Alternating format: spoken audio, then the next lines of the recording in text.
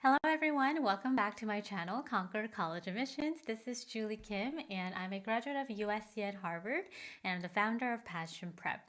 In this video, I'm going to be talking to our class of 2027 students.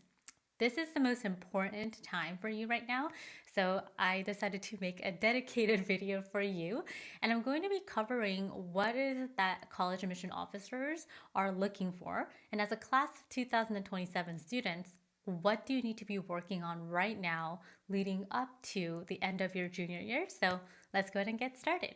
Before we get into the video, I do want to let you know that I'm hosting a free live training at passionprep.com/masterclass.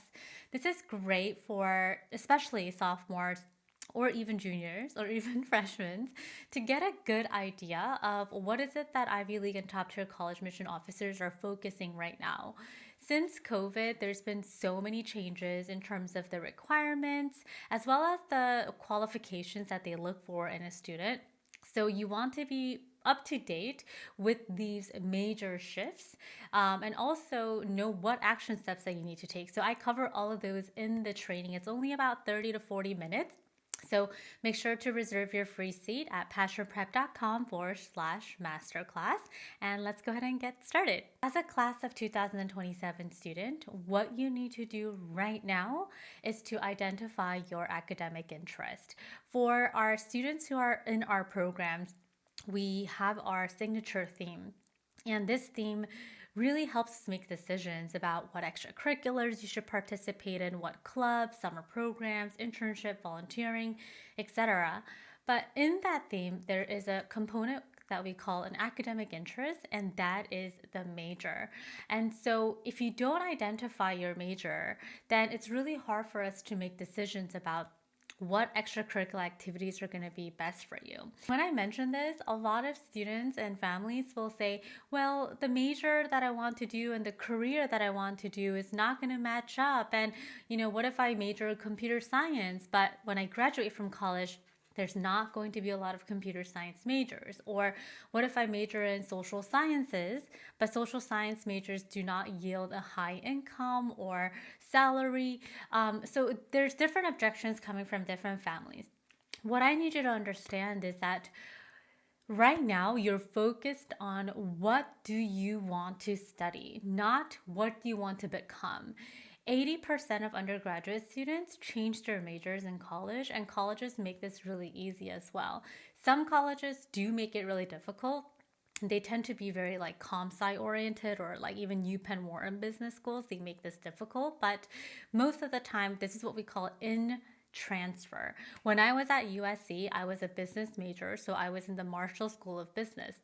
And I had a lot of friends who were not business majors that transferred into the business school. And I actually looked at the form that they had to complete, and it was very simple. Few requirements, and obviously you can't be failing a class and transfer into business school, but as long as you have A's and B's, and every school has a different GPA requirement, it's totally fine. You identifying your major is really important. And a lot of the time students will say, oh, I'll just wait until I'm older, I'm not ready yet. But it's not about being ready, it's about you taking action. You have to continuously learn. With our students, I tell them to spend 1 hour per week on exploring their academic interests and making it deeper. And once you have that specific academic interest in place, it becomes so much easier. And you'll feel confident in yourself that this is your game plan. Because if you don't have your academic interest, how do you game plan your extracurriculars? How do you game plan your college admissions journey? And you doing just relevant activities is not good enough. We're talking very low acceptance rates. So identification of your major as a class of 2027 student is the most important thing. You doing a bunch of things is not going to help you stand out. Because if that were the case, then everyone who did a lot of things would get in, and we all know that that is not true. So identifying your major, learning more about them, and actually in the free training at passionprep.com/masterclass, I talk more about how to make your academic interest unique as well. So if you already have one and you want to make it more specific and nuanced and unique, then the free training is really going to help you out with that. Another thing that you must do as a class of 2027 student is if you've completed Algebra 2, you are now ready to take the SAT or ACT. So you should be in full preparation mode for that, aiming for the August, September, or October test for SAT.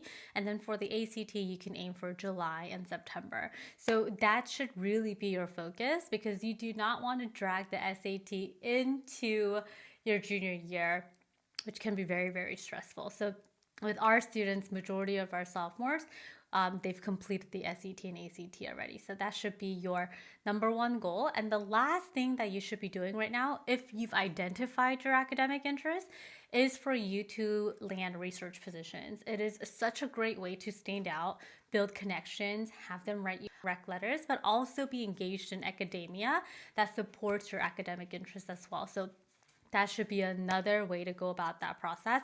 If you need more help with finding research positions and how to draft those emails, we have a digital course version of our college counseling program where we actually recorded all the lessons and lectures on how to reach out to professors. And that's just one of the lessons. There's a lot more. So if you want to check out our online course that is self-paced, we'll also put that link here, and I'll also show you kind of like a preview of the course, and the link will be in the show notes below. All right, so I know that I talk about the academic interest a lot, and that's because it is so important for you to identify this. Also, when you apply to colleges, they will ask you to write about your academic interests and why you decided to select this and why you want to continue to pursue this at the college that you want to attend. So you just need a lot of research and evidences to back all of this up. All right, I hope you enjoyed today's video. Please give it a thumbs up if you like this, and I'll be back here with another one next week. Bye.